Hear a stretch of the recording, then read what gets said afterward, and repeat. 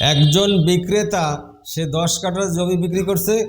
এর 5 দিন 6 দিন পরে উনি তার সেই জমিতে লোকজন নিয়ে বিক্রিত জমির উপরে যে স্থাপনা ছিল খুলে নিছে এবং বিক্রিত জমির পরে যে বৃক্ষলতা পাতা ছিল সেগুলো কেটে নিয়ে যাচ্ছে। এই অবস্থায় ক্রেতা দৌড়ে এসে তারে বলল যে এইটা কি করলেন, তো আপনার জমি আমি কিনেছি, সব তো আমার। কয় না, এই শুধু তুমি ল্যান্ডের মালিক, স্থাপনার মালিক আমি, এর অধিকার আমার। আসসালামু আলাইকুম সম্মানিত ভাই ও বোনেরা, কিছুক্ষণ আগে একটা গল্প বলছিলাম, সেই গল্পটা আমার এক সিনিয়র ওস্তাদের কাছে শোনা। উনি ওনার জীবদ্দশায় এটা দেখছিল। আর এরকম ঘটনা আমি অনেক দেখছি। মানুষ ওই রেজিস্ট্রি করে ফিস কমানোর জন্য ওই জমির পরে কোনো স্থাপনা থাকলে উল্লেখ করে না, বলে যে শুধুমাত্র ল্যান্ড, এরপরে কোনো স্থাপনা নাই, তাতে কিছু রেজিস্ট্রি খরচ বাঁচে। এই বাঁচাইতে যায় অনেকের পরে ঝামেলায় পড়ে। তো সেরকম ঘটনা আমার এক সিনিয়র ওস্তাদ বলছিল তার জীবদ্দশায়। সে একবার তার চেম্বারে বসা ছিল, তার চেম্বারের পাশে তার আবার এক উকিল বন্ধুও আছে, মানে লেখক আর উকিল পাশাপাশি ওনাদের চেম্বার। তো এখন ওই সময় উনি চেম্বারে কাজ করতেছিলেন, একদল লোক হাঁপাতে হাঁপাতে এসে বলছে, ভাই আমাদের বাঁচান, আমাদের একটা বড় সর্বনাশ হয়ে গেল। কী হলো?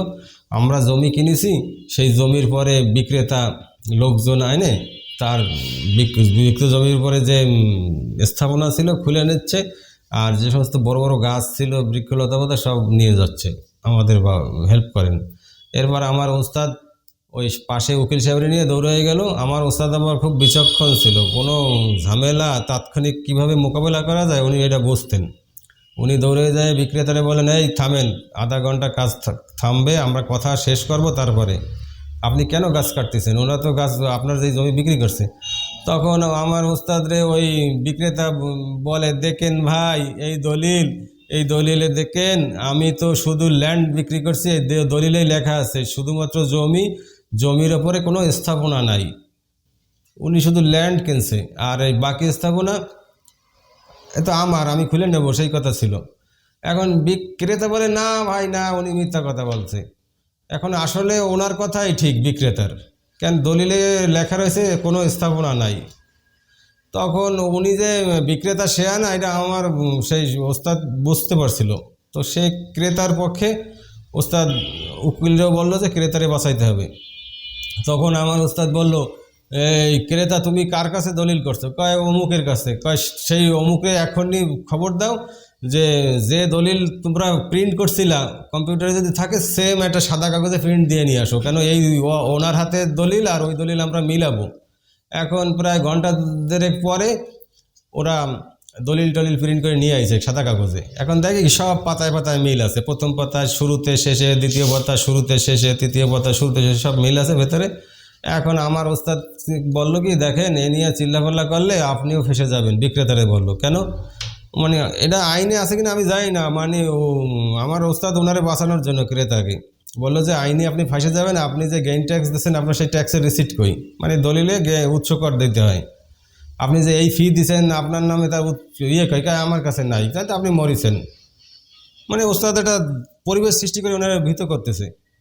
তারপরে ওস্তাদ উকিল সাহেবরে বলে যে এনার নামে কেস ফাইল করেন। তো ঘটনা, ইনি একজন মানে করছে সরকারিভাবে, উনি মানে রাষ্ট্রীয় ফাস কম দিছে, যে কেন ইনি সাইন করলো দলিলে যে স্থাপনা নাই, উল্লেখ করলো না কেন?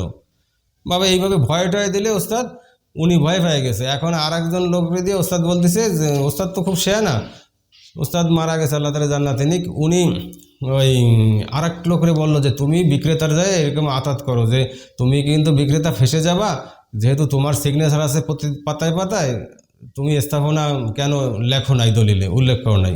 এখন উনি ওইভাবে ভয় ঢুকাই দিতে পারবে, এখন বিক্রেতা নরম হয়েছে। তখন আমার ওস্তাদ এবং উকিল সাহেব চিল্লায় পাল্লায় বলতেছে যে আপনি ওনার পাশে নিয়ে বলতেছে, আপনি কিন্তু কট খাবেন, ধরা খাবেন, সমস্যা পড়ে, আপনি জমি বিক্রি করছেন, সব স্থাপনা ওনার, আপনি নিতে পারবেন না, যান।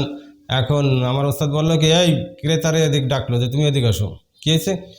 ওই যে উনি যে সার্টিফাই কপি তুলছে তাড়াহুড়া করে, বললো কি আপনার এই সার্টিফাই কপি তুলতে কত খরচ হয়েছে? কয় 1500 টাকা। কয় এই ওনারে 1500 টাকা দিয়ে দাও, দিয়ে ওনারে সার্টিফাই কপি দিয়ে দিয়েছে, যে তোলা লাগবে না।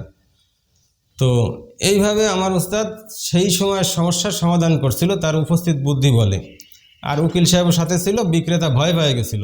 কিন্তু আসলে এরকম ঘটনা আমি বহু শুনেছি যে আগে মানুষ স্থাপনা লিখতো না, শুধু ল্যান্ড লিখতো, ওইভাবে দলিল করতো। কিছু কিছু লোকের আবার এরকম ঘটনাও ঘটতো যে বিক্রেতা এসে খুলে নিয়ে যাইতো, কিচ্ছু করার ছিল না। তো এখন আমাদের সচেতন হইতে হবে। আমরা যদি কোনো ল্যান্ড আপনারা রেজিস্ট্রি করেন, সাথে সাথে স্থাপনা উল্লেখ করবেন, তাতে আর কয় পয়সা যায়, কিন্তু ঝামেলা থাকে না। আমার এই ঘটনাটা আমার ওস্তাদের কাছ থেকে শোনা, এবং আমি এরকম ঘটনা বহুও দেখছি।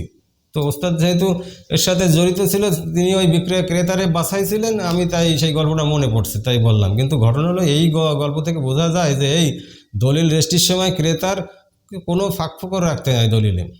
আপনার যে কয়তলা বিল্ডিং আছে আপনি লিখবেন, আপনার যা আছে তাতে হবে কি ট্যাক্স মানে রেজিস্ট্রি ফি টুকটাক খরচ হবে, কিন্তু আপনার ভবিষ্যতে কোনো সমস্যা হবে না। আর নাহলে ওরকম খুলে নিলে কেউ ঠেকার নাই। ও তো আমার ওস্তাদ তার উপস্থিত বুদ্ধি বলে ঠেকাইছে, আর নাহলে ওই বিক্রেতা সব খুলে নেওয়ার অধিকার ছিল। কেন বিক্রেতা বলতো যে আমার এই দলিলে আমি কোনো ল্যান্ড বেচছি, কিচ্ছু স্থাপনা বেশি নেই, আমার খুলে নেওয়ার কথা, এই দেখেন সবাই সাক্ষী, কিচ্ছু করার ছিল না। তো সবাই ভালো থাকুন, সুস্থ থাকুন, আইনের প্রতি শ্রদ্ধাশীল হন।